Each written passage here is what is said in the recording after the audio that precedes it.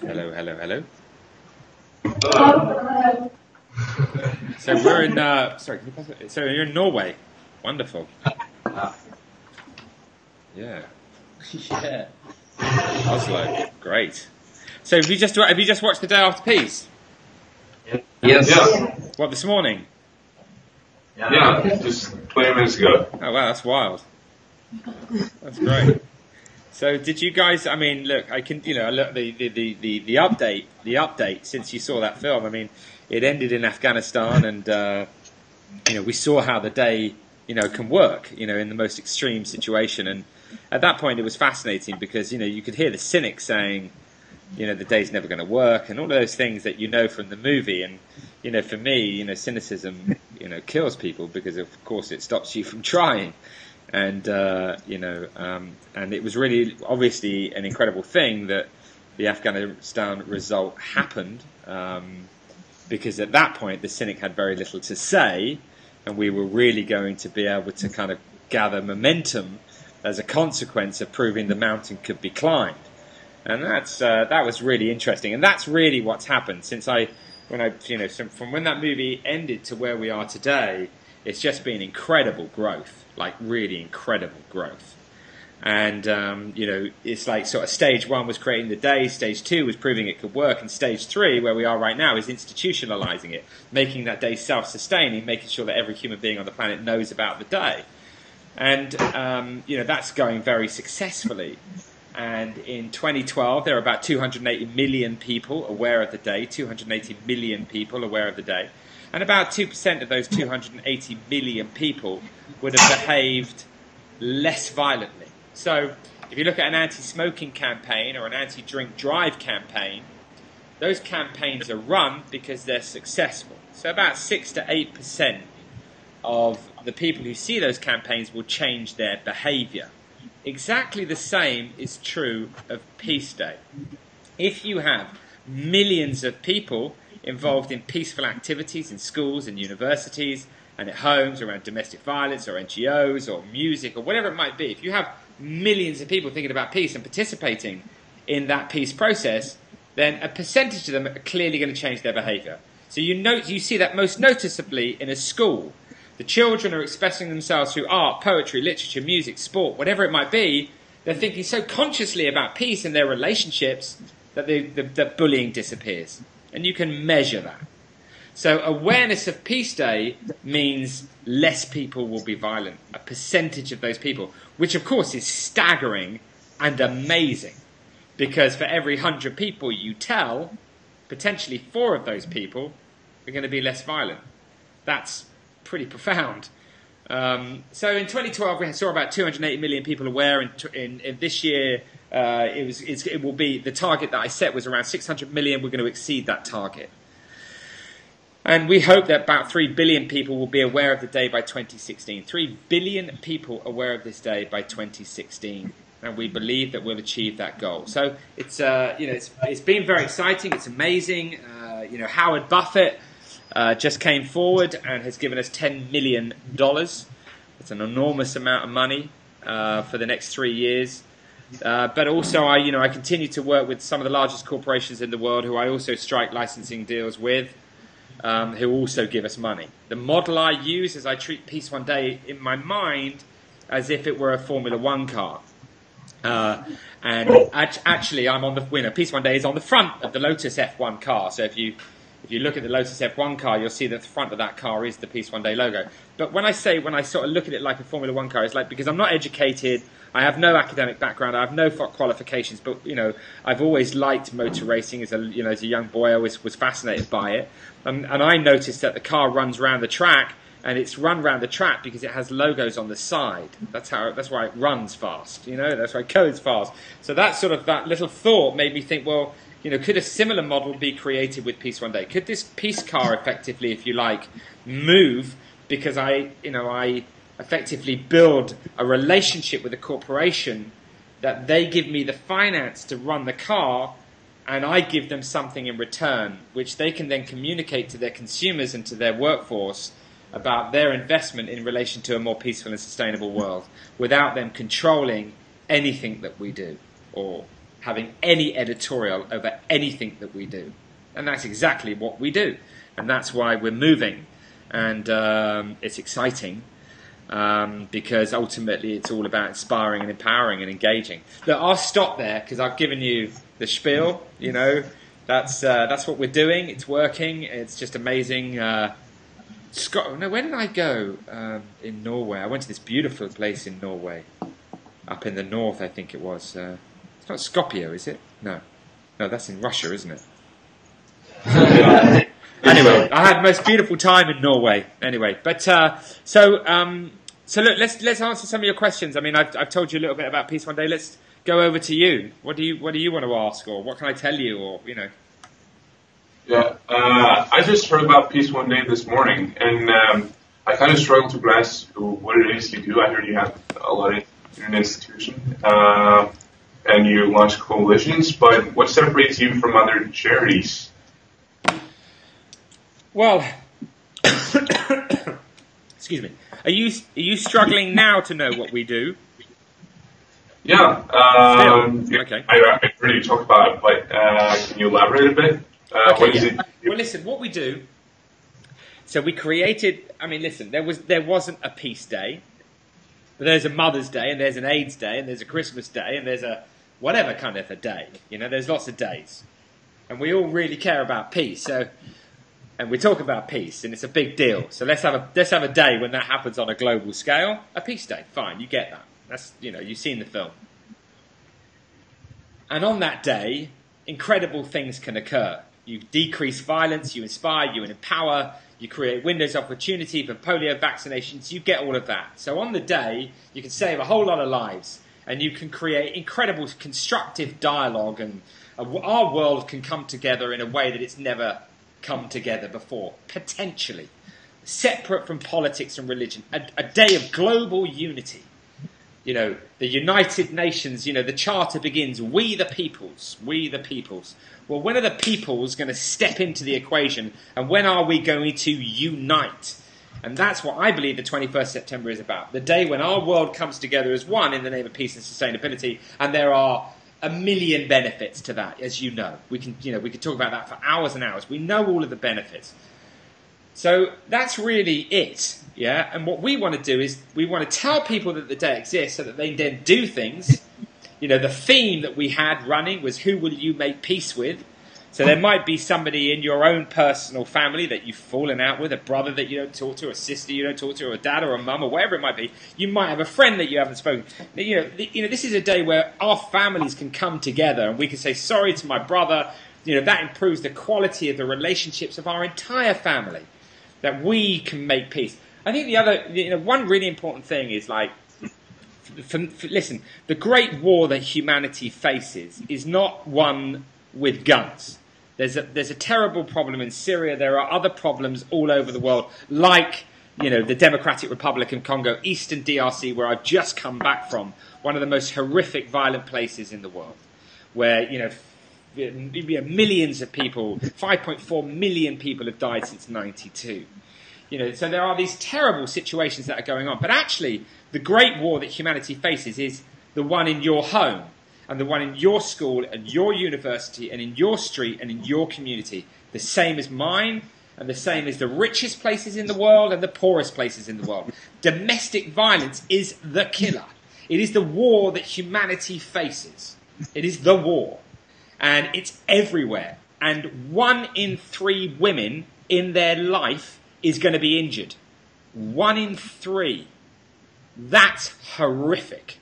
And that's going on around you right now, and me, and that's really what Peace Day is all about. It's all about, and that's why the largest coalition of domestic violence organisations that's ever been created is centred around Peace Day. The largest coalition of non-governmental organisations is centred around Peace Day. A coalition of faiths where people are praying all over the world is centred around Peace Day. Same with students, universities, you know, media, corporations. So what this is all about is about unity. It's about intercultural cooperation on a global scale, which the academics are saying is key to humanity's survival.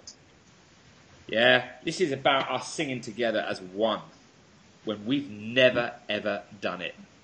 And if we could stop it for a day and reduce violence on a global scale, what would that do to the young minds that haven't become cynical yet, that would grow up going, well, actually, our world can unite. We do stand together as one in the name of peace and sustainability. We are connected. We are communicating.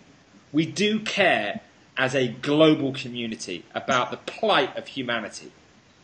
You know, and a day isn't the answer. It's not the panacea to the world's problems. Of course it's not. I'm totally realistic. But it is something beautifully profound that we must aspire to and create. And that's really what it's about. So what sets us out from other charities? Well, nothing really. I mean, apart from the fact that we created a day of peace, and we're going to make sure that that day is known by the world. And as a consequence of that, beautiful creativity happens, which is significant and profound. And we're actually not even a charity.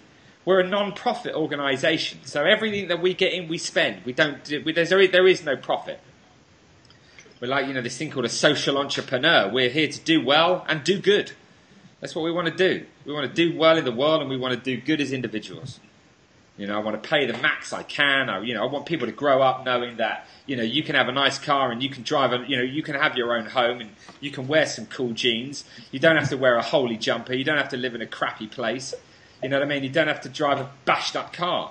You know what I'm saying? It's like we need people to grow up and think, hang on a minute, I'm going to get into the world of peace and sustainability. I'm going to be a social entrepreneur. I'm going to do well and do good. And then we get that sort of those incredible young minds that are coming out of university to work in this area because they can know that it's a great place to be for all kinds of reasons, instead of just going down the kind of classic route of banking and then legal and some of the big areas of society that pay well, which is what there's that kind of brain drain within the kind of key areas where we actually need incredible human beings to work in. And that's the area of peace and sustainability. Fortunately, I think that's happening, and it's very exciting. And, So I hope that answers your question. Certainly did. Any other questions? Yes, we have a question. Was there a specific event? Sorry? In your life? Or was there a specific event in your life that inspired you to start Peace One Day? Was there a specific event?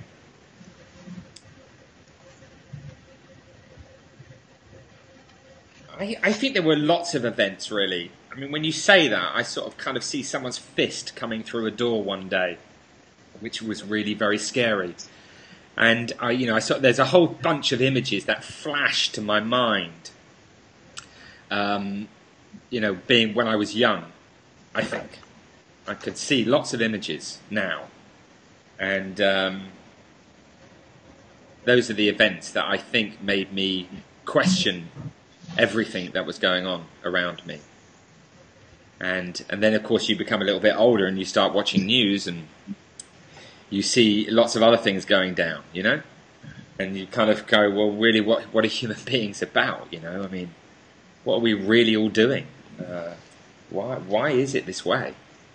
Why are we behaving like this? Why are people suffering on such a massive scale? Why are we just destroying something that's just so profoundly beautiful? Human beings, and the forests and the lakes and the rivers and the seas and the fish and you know what I mean? All that stuff. I mean, you're young. We've all jumped in the water with a mask on. It's like it's so beautiful, the world, and sort of to see it being just destroyed is just a terrible thing. And I think those are the things that just make me go, right, okay, well, I'm going to have a go. I might not get it right, but I'm going to have a go, definitely. And I think that's the amazing thing about all of you. It's like, business is changing so rapidly, and it's so exciting, the way in which, the sort of whole sort of corporate social responsibility, the big companies like Unilever, led by these guys like Paul Polman. You look at Paul Polman, the CEO of Unilever. Look at what is driving that guy. Look at companies like Sahara, one of the largest employers in India. Look at what they're really trying to represent and stand for. I mean, it's just incredible, man.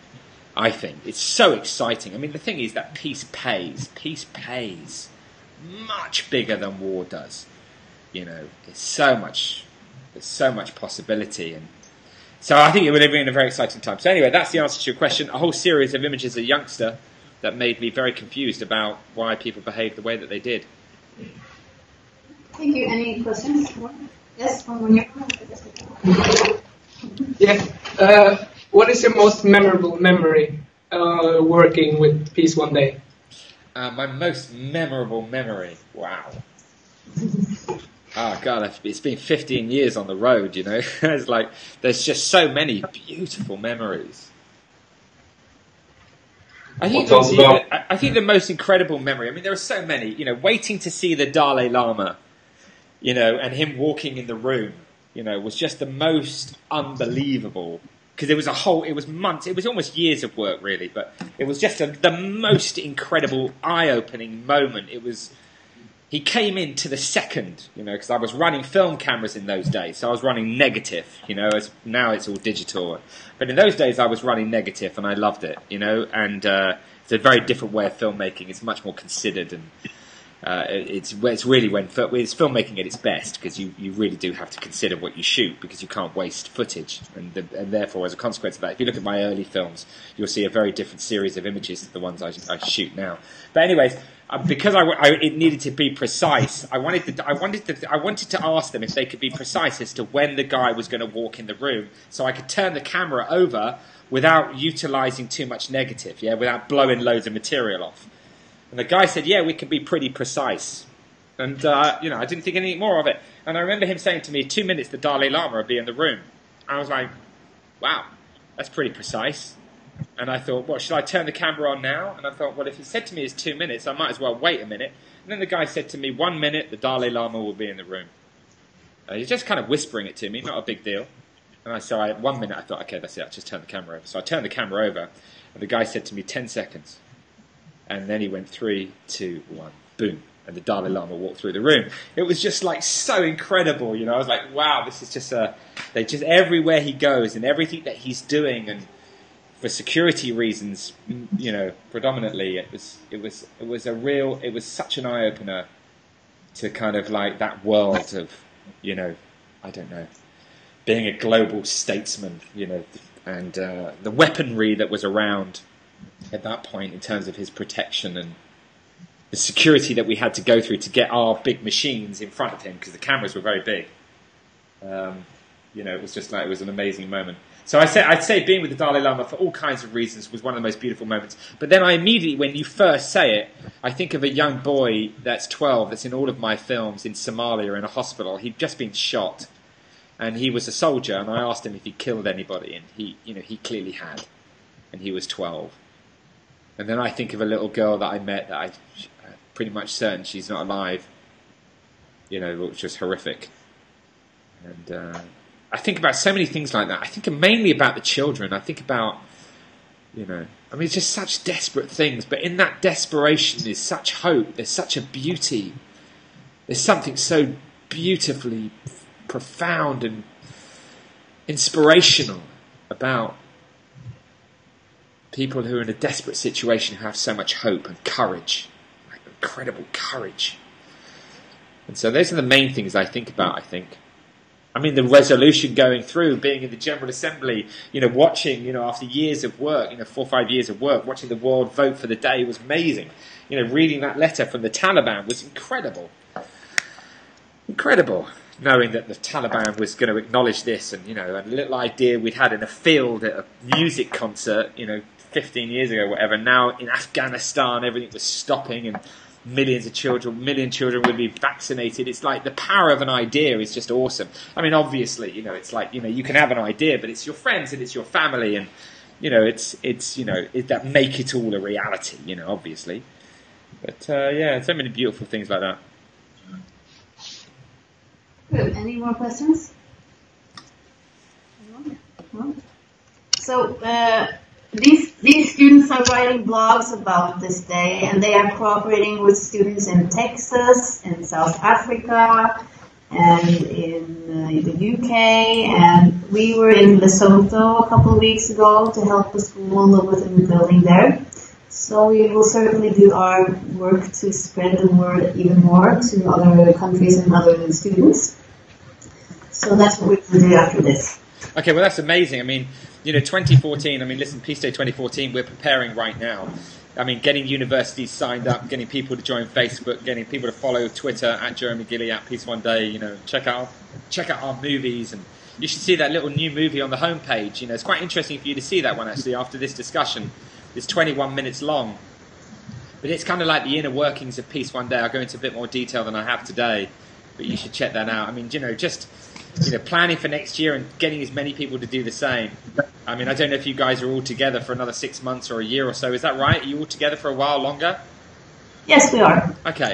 I mean, one of the incredible things to do, which I think would be very interesting in itself, is to see how many potential universities or schools or whatever, or individuals you could get to commit to doing something on that day, whatever it might be, music, sport, film, anything, photography, whatever, art. I mean, see how many, put that sort of global map up on the wall or on the computer or whatever, and create a kind of, sort of strike force of you all to say, okay, well, we will manifest something in every single country of the world, and we will unite the world ourselves. Very easy to do, and pretty amazing, because the kinds of things that you'll manifest are mind-blowing. And what you have to know is that as a consequence of that, thousands of people will be involved, and about 4% of those thousands of people that will be involved will not be involved in violence. You're really impacting people's lives in a massive way. If there's something that you can do that, share that story with us, and perhaps we will do a monthly blog together, or we can watch that as a case study, maybe make a little film about the journey, whatever. I mean, but let's share those stories and generate that content. We'd love that. Yes, that's a very good idea. We'll look into that. Okay. Well, listen. Yeah, lovely. Norway. Yes. Cool. You should come, All right. come and discuss Well, how do you say goodbye in Norwegian? Ha det bra. What? Ha det bra. Ha det bra. See you later. Bye. Thank you. Bye.